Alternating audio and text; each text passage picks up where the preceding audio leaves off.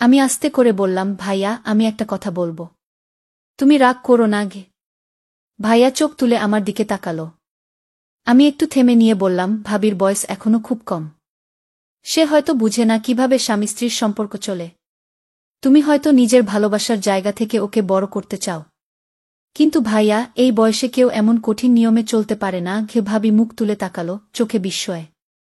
ভাইয়া কিছু বলল না, চুপচাপ শুনো। তুমি যা চাও সেটা হয়তো ভুল নয়, আমি আবার বললাম, কিন্তু সেটা বুঝিয়ে বলার দায়িত্বও তোমার। জোরে ভয় দেখিয়ে কখনোই কেউ ভালো শিখতে পারে না ভাইয়া। বরং সে শুধু ভয় পায়। আর সেই ভয় থেকে আসে দূরত্ব, ভুল বোঝাবুঝি গিয়ে। আমি বলতে বলতে একটু থেমে গেলাম। ভাইয়া হঠাৎ উঠে দাঁড়াল। জানালার পাশে গিয়ে দাঁড়িয়ে রইল কিছুক্ষণ। তারপর হঠাৎ বলল, তুই তো ছোট ছিলি সবসময়। কবে এত বড় হয়ে গেলি যে আমাকে উপদেশ দিছিস? তবে কণ্ঠে ছিল অভিমান নয়, এক ধরনের মেনে নেওয়া। আমি এগিয়ে গিয়ে ভাইয়ার কাঁধে হাত রাখলাম। আমি তো তোমার ছোটি। তাই বলছি। কারণ তুমি যে কষ্ট পাচ্ছ সেটা আমিও সহ্য করতে পারছি না গি। বন্ধুরা, আজকের এই গল্পটি আরও স্পেশাল, না দেখলে খুব মিস করবেন। আর দয়া করে গল্পটি ভালো লাগলে ভিডিওটি লাইক, কমেন্ট, শেয়ার ও চ্যানেলটি সাবস্ক্রাইব করে দেন প্লিজ। ভাইয়ার বিয়ে ঠিক হবার পর থেকে বাসার পরিবেশ একেবারে বদলে গেল। মা বাবা খুশিতে ডুবে থাকলেও আমার মনে একটা অদ্ভুত অস্বস্তি কাজ করছিল। ভাইয়ার বউ সাজু, মাত্র 5 বছরের মেয়ে। নিজের কথাবার্তা খুবই কম, হাসিটাও যেন ভয়ে আটকে থাকে ঠোঁটের কোণে। প্রথম দিন থেকেই আমি লক্ষ্য করছিলাম। সে কথা কম বলে, মাথা নিচু করে থাকে সবসময়। তার বয়স নিয়ে আমি প্রশ্ন তুলেছিলাম, কিন্তু পরিবার বলেছিল বউয়ের বয়স ছোট হলে তবেই সহজে গড়াগড়ি হয়ে যাবে সংসার। আমি কিছু বলিনি তখন, কিন্তু মনটা কেমন করে উঠেছিল। বিয়ের 3 দিন পর প্রথম রাতে আমি আমার ঘরে শুয়েছিলাম। হঠাৎ রাত 1টার দিকে চাপা এক ধরনের আওয়াজ পেলাম। যেন কারো কণ্ঠ, রুদ্ধ কান্না বা কিছু একটা ঠেকিয়ে রাখা হচ্ছে। আমি উঠেই বারান্দায় গেলাম। পাশের ঘরে আলো নিভানো, কিন্তু দরজার ফাঁক দিয়ে আলো এসে পড়ছিল। কানে আসছিল ফিসফিস করা শব্দ। ভাবলাম, নতুন বিয়ে, এমন তো হতেই পারে। নিজেকে বোঝালাম। কিন্তু প্রতিদিন, প্রতিরাত একই আওয়াজ। প্রতিদিন রাত 1টা থেকে 2টার মাঝামাঝি সময়ে একটা চাপা শব্দ হতো, কখনো কান্নার মতো, কখনো ফিসফিস করে ঝগড়ার মতো, আবার কখনো দম বন্ধ হয়ে আসা নিঃশ্বাসের মতো। আমি এক রাতে ঠিক করলাম দরজার পাশে চুপ করে দাঁড়িয়ে থাকব। সেই রাতেও ঠিক একই সময়ে শব্দটা শুরু হলো। তোমার কিছু শেখার দরকার আছে কি? এটা আমার ভাইয়ার গলা। তবে খুব কঠিন, রাগী শোনাচ্ছিল। আরেকটা গলা, খুব নিচু, কাপা কাপা, আমি তো চেষ্টা করছি। ভাই, আমি চমকে উঠলাম। ভাই? ও কি ভাইয়াকে ভাই বলছে? আমি আর দাঁড়িয়ে থাকতে পারিনি। দরজা খুলে হঠাৎ করেই কাশলাম, যেন কিছুই জানি না। ভাইয়া দরজা খুলে মাথা বের করল। চেহারা একেবারে লাল, কপালে ঘাম। ঘুমাওনি এখনো? না, পিপাসা পেয়েছিল, পানি খেতে উঠেছিলাম। ভালো করে ঘুমাও। তোদের পরীক্ষার সময় এটা না করলে হয় না। আমি চলে আসলাম। কিন্তু রাতটা কেটে গেল অস্থিরতায়। রোজ রাতেই একই সময়, একই চাপা শব্দ, একই শ্বাসরুদ্ধ ফিসফাস। প্রথম কয়েকদিন নিজেকে বোঝানোর চেষ্টা করেছি, নতুন বিয়ে হয়েছে, কিছুটা অস্বস্তি হতেই পারে। কিন্তু ধীরে ধীরে শব্দগুলো কেবল অস্বস্তি নয়, ভয়ের মতো লাগতে শুরু করল। ভাবির কণ্ঠ যেন প্রতিদিন আরও বেশি কাঁপছে। আর ভাইয়ার কণ্ঠ হয়ে উঠছে কঠিন, চাপা রাগে ভরা। চতুর্থ রাতে আমি আর নিজেকে ধরে রাখতে পারলাম না। আমার ঘরের দরজা খুলেই সোজা বারান্দায় গেলাম। অন্ধকারে দাঁড়িয়ে নিঃশ্বাস আটকে চোখ রেখে দিলাম ভাইয়ার ঘরের দরজার ফাঁকে। দরজাটা একটু খোলা ছিল। মনে হলো ওরা হয়তো জানেই না কেউ দেখছে। ঘরের ভেতরের দৃশ্য দেখে আমি স্তব্ধ হয়ে গেলাম। ভাবি মাটিতে বসে, চোখে পানি। পরনে সাদা একটা পাতলা। ওর মুখ লাল হয়ে আছে, যেন কান্না করতে করতে গাল দুটো ফেটে গেছে। ভাইয়া দাঁড়িয়ে, তার হাতে একটা কিছু। মুখ গম্ভীর। তুমি এতটা বোকার মতো আচরণ করছো কেন? তুমি আমার স্ত্রী। অথচ তুমি এখনো বুঝতেই পারো না স্বামীর সাথে কি আচরণ করতে হয়। আমি তো চেষ্টা করছি। ভাই? মানে?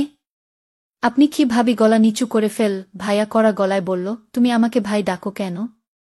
এভাবে কেউ স্বামীকে ডাকে? ভাবির মুখ আরও ফ্যাকাশে হয়ে গেল। ভাবি বলল, আমি ছোট ছিলাম তো, এখনো অভ্যেস যায়নি গু। তখন হঠাৎ ভাইয়া দেয়ালে জোরে ঘুষি মারল। আমি চমকে উঠলাম। এখনো যদি শিখে না ফেলো তাহলে আমাকেও বদলাতে হবে। আমার রক্ত হিম হয়ে গেল। এই শব্দগুলো ঠিক সেইভাবে বলা হচ্ছিল যে কোনো অশ্রাব্য কিছু শুরু হতে পারে যে কোনো সময়। আমি জানতাম না কি করব। ভেতরে ঢুকে পড়ি, মা বাবাকে ডাকি, নাকি ভিডিও করি প্রমাণের জন্য। কি করব ভাবছিলাম, কিন্তু তখন একটা দৃশ্য দেখলাম যা আমাকে আরও বিভ্রান্ত করে দিল। ভাবি আচমকা উঠে গিয়ে ভাইয়ার পা জড়িয়ে ধরল। খুব নিচু স্বরে কিছু বলছিল, আমাকে ক্ষমা করে দাও, তবে দেখে মনে হচ্ছিল ভয়, অনুনয় আর অসহায়ত্বের এক অদ্ভুত মিশ্রণ। ভাইয়া তাকে তুলে দাঁড় করাল। মুহূর্তেই গলা নরম করে বলল, তুমি জানো না আমি তোমাকে কতটা ভালোবাসি, কিন্তু তুমি আমাকে বাধ্য করো রেগে যেতে। আমি যেন এক সেকেন্ডে আরেকটা মানুষকে দেখতে পেলাম, এই সেই ভাইয়া যে সারা জীবন আমার রোল মডেল ছিল। এত ভালোবাসার কথা বলেই এখন এমন আচরণ। ভাবি কিছু না বলে মাথা নিচু করে রইল। সে হয়তো অভ্যস্ত হয়ে যাচ্ছে অথবা হার মানছে। আমি জানি না ঠিক কি হচ্ছিল ও ঘরে। তবে এখন আমি সম্পূর্ণ নিশ্চিত ওদের সম্পর্কটা কিছুতেই স্বাভাবিক নয়। আমি জানতাম না সেই রাতে আমি কি দেখেছি। একটা ভালোবাসার নামের মোড়কে কি চলছিল নির্যাতন? নাকি সেটা ছিল ভাইয়ার নিজের ভেতরের ভাঙনের বহিঃপ্রকাশ? পরদিন সকালে মুখে কিছু বলিনি কারো সঙ্গে। ভাবি জিজ্ঞেস করলেন, রাতে ঘুম হয়েছিল? আমি শুধু মাথা নাড়লাম। ভাবির চোখে ঘুমহীনতা স্পষ্ট। চোখের নিচে হালকা ফোলা ভাব। চুল এলোমেলো, কণ্ঠ নিচু। আপা নাস্তা খাবেন? তার কণ্ঠে কোনো অভিযোগ নেই, নেই কোনো আকুলতা। যেন সে নিজের অবস্থান মেনেই নিয়েছে। আমি জানতাম একটা শব্দ বললেই হয়তো কিছু বদলাবে।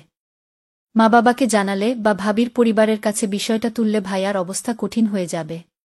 কিন্তু আমি পারলাম না। আমি কাউকে কিছু বললাম না। কারণ আমি জানতাম ভাইয়া কেমন। ছোটবেলা থেকে সংসারের দায়িত্ব নিজের কাঁধে নিয়েছে। নিজের শখ, নিজের সময় সব বিসর্জন দিয়ে কেবল আমাদের ভালো রাখার জন্য লড়েছে। আজ যদি তার বিরুদ্ধে মুখ খুলি তাহলে কি সেটা বিশ্বাসঘাতকতা হবে না? আমি নিজের মনে হাজারটা প্রশ্নে ভেসে যাচ্ছিলাম। ভাবি যেন দূর থেকে আমার চিন্তা পড়ে ফেল। এক দুপুরে রান্নাঘরে আমি একা বসেছিলাম। ভাবি আস্তে করে পাশে বসল। আপা আমি চমকে তাকালাম। আপনি কিছু দেখেছেন? আমার মুখ শুকিয়ে গেল। কি দেখ বলো? ভাবি নিচু গলায় বলল, আমি জানি না কি করব। আমি চেষ্টা করি, কিন্তু ভাইয়া খুব রেগে যায়। কিন্তু আমি জানি উনি খারাপ না। উনি শুধু চায় আমি যেন তার মতো হই। কি এই কথা শুনে আমি আর চুপ থাকতে পারলাম না। কি মানে তার মতো হও? তুমি কি ভয় পাও ওকে? ভাবি আমার চোখে চোখ রেখে বলল, ভয় পাই। আবার পাই না। উনি রেগে গেলে খুব খারাপ লাগলেও পরে আবার মাফ চান। আমি জানি না, আমি হয়তো ভালো বুনা গিয়ে আমার ভিতরটা কেঁপে উঠল। এই মেয়ে এখনো মনে করে ওর ভুল, ভাইয়ার না।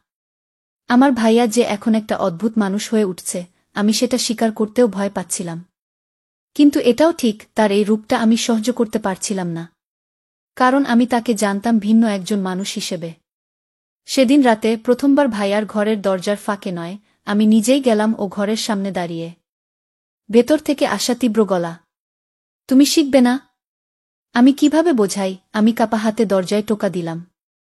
দরজাটা ধীরে খুলে গেল। ভাইয়া চোখ বড় করে তাকিয়ে থাকল। তুই এখানে? আমি তাকালাম ওর চোখে। সেখানে রাগ নয়, একরাশ লজ্জা। আমি আস্তে করে বললাম, তুমি ঠিক আছো ভাইয়া? ওর মুখটা নরম হয়ে গেল।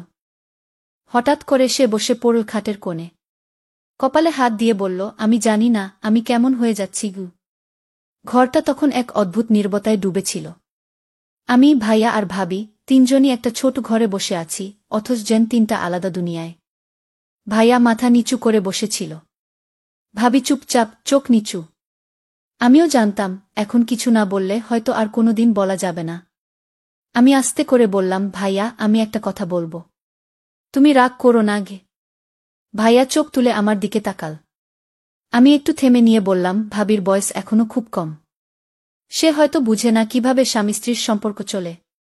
তুমি হয়তো নিজের ভালোবাসার জায়গা থেকে ওকে বড় করতে চাও। কিন্তু ভাইয়া, এই বয়সে কেউ এমন কঠিন নিয়মে চলতে পারে না গে। ভাবি মুখ তুলে তাকাল, চোখে বিস্ময়। ভাইয়া কিছু বলল না, চুপচাপ শুনো।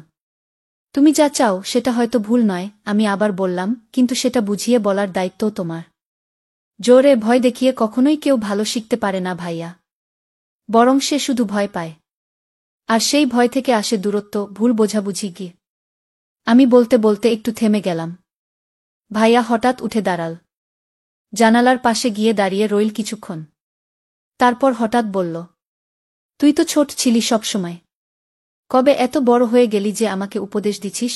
তবে কণ্ঠে ছিল অভিমান নয়, এক ধরনের মেনে নেওয়া। আমি এগিয়ে গিয়ে ভাইয়ার কাঁধে হাত রাখলাম। আমি তো তোমার ছোটি, তাই বলছি। কারণ তুমি যে কষ্ট পাচ্ছ সেটা আমিও সহ্য করতে পারছি না। ভাইয়া ধীরে ধীরে আমার দিকে ফিরে তাকাল। চেহারায় এক গভীর ক্লান্তি নিয়ে বলল, ও আমি শুধু চাইছিলাম কেউ আমাকে বুঝুক। আমি যা চাই সেটা খারাপ নয়। আমি চাই একজন সঙ্গী, যে আমার প্রয়োজন অনুভব করবে। সেই মুহূর্তে আমি আর ভাবির চোখের দিকে তাকাতে পারলাম না। কারণ আমি জানতাম ভাবি এসব এখনো বোঝার মতো বড় হয়নি। সে এখনো ভালোবাসা আর দায়িত্বের পার্থক্য বোঝে না। অথচ ভাইয়া চাচ্ছে সেই বয়স্ক গভীরতা। আর এই ফাঁকে অজান্তেই আমি নিজেই ভাইয়ার মনের কথা বুঝে ফেলেছি। এমনকি কিছু অনুভবও। আমরা তিনজন এক ঘরে, অথচ তিনটা ভিন্ন অনুভূতির লোক। ভাবি ভয়ে ঢাকা, ভাইয়া একাকিত্বে কাঁপা, আর আমি এই দুইয়ের মাঝখানে দাঁড়িয়ে নিজের অবস্থান খুঁজে ফিরছি। রাত তখন অনেকটা গড়িয়ে গেছে। ভাইয়ার ঘরে আলো নেভার আগ পর্যন্ত আমি পাশে ছিলাম। গল্প করেছি, পুরনো কথা মনে করিয়ে দিয়েছি। কিছু কিছু মুহূর্তে ভাইয়ার মুখে একটু শান্তির ছাপ ছিল। ভাবিও চুপচাপ আমাদের কথা শুনছিল, কখনো চোখে এক টুকরো ঈর্ষা, কখনো স্বস্তি। তবে আমি বুঝছিলাম, আমি যেন ওদের দুজনের মাঝখানে এসে দাঁড়িয়েছি, না চাইতেই। রাত 12:30টার দিকে আমি উঠে বললাম, আমি চলি ভাইয়া, অনেক রাত হয়ে গেছে। ভাইয়া আস্তে করে মাথা নেড়েছে। ঠিক আছে, ঘুমাস ভালো করে। ভিতরে কোথাও ওর কণ্ঠে ছিল না বোন বলার সেই চেনা উষ্ণতা। আমি ঘরে ফিরে এলাম। দরজা বন্ধ করেই আয়নার সামনে দাঁড়ালাম। হঠাৎ নিজেকে অপরিচিত লাগল। আমি কি এখনো সেই আমি? নাকি ভাইয়ার দুঃখ বুঝতে গিয়ে নিজের ভেতরেও কিছু হারিয়ে ফেলেছি? শুয়ে পড়লাম, কিন্তু ঘুম আসছিল না।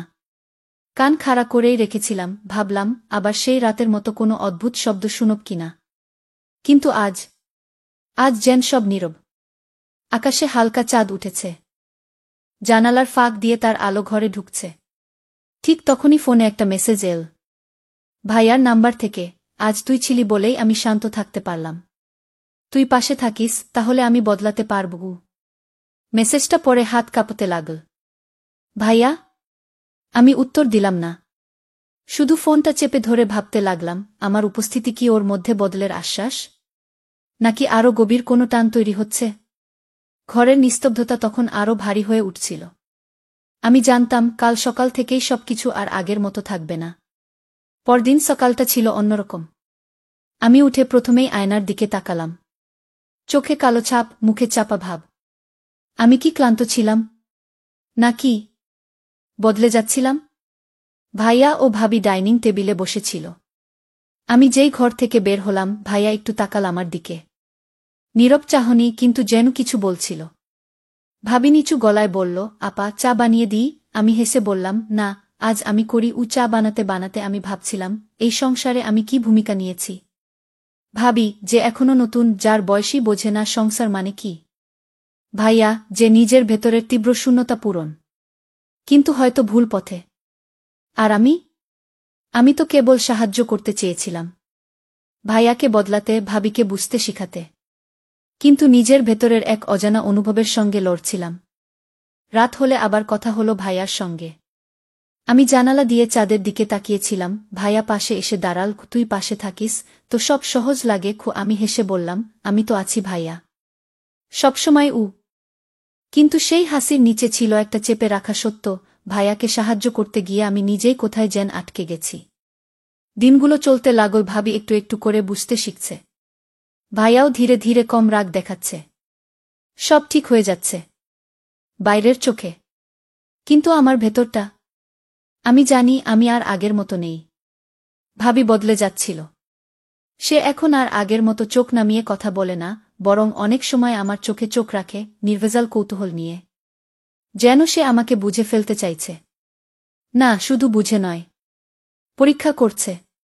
একদিন সন্ধ্যায় রান্নাঘরে সে আমাকে হঠাৎ জিজ্ঞেস করল, আপা, ভাইয়ার সাথে আপনি অনেক কথা বলেন আজকাল। ভালো লাগে আপনাদের বন্ধুত্ব দেখে আমার ভেতরটা ধক করে উঠল। আমি বললাম, ভালো বন্ধুত্ব তো ভাই বোনের মাঝে থাকতেই পারে, তাই না? সে মাথা নাড়ল, হ্যাঁ, নিশ্চয়ই। কিন্তু মাঝে মাঝে মনে হয় আমি যেন বাইরের কেউ। তার কণ্ঠে ঈর্ষা ছিল না, ছিল এক ধরনের ক্ষীণ ক্ষোভ আর ভয়ের ছায়া। রাত গভীর। আবারও সেই পুরনো ছাদের কোণে আমি দাঁড়িয়ে। ভাইয়া পাশে এসে দাঁড়ায়। একদম নীরব। হঠাৎ বলে, তুই থাকলে মনে হয় সব ঠিক হয়ে যাবে। আমি চোখ নামিয়ে বলি, তবে ভাবি? সে কোথায় থাকবে? ভাইয়া ধরা গলায় বলে, সে তো চুপ। তুই যে আমাকে বুঝিস কি? এই প্রথম আমি সরাসরি বললাম, ভাইয়া, তুমি যা খুঁজছ সেটা আমি দিতে পারি না। আমি পারলে না। ভাইয়া অবাক হয়ে তাকাল। তার চোখে তখন কষ্ট, হারানোর ভয় আর একটা বেপরোয়া আকাঙ্ক্ষা। তো বন্ধুরা, ভিডিওটি ভালো লাগলে কমেন্টে জানাবেন। এইরকম ভালোবাসার গল্প শুনতে চাইলে চ্যানেলটা সাবস্ক্রাইব করুন এবং পাশে থাকুন আর আপনার বেল আইকনটা বাজিয়ে রাখুন, যাতে নতুন ভিডিও আপলোড করা মাত্র আপনারা দেখতে পারেন।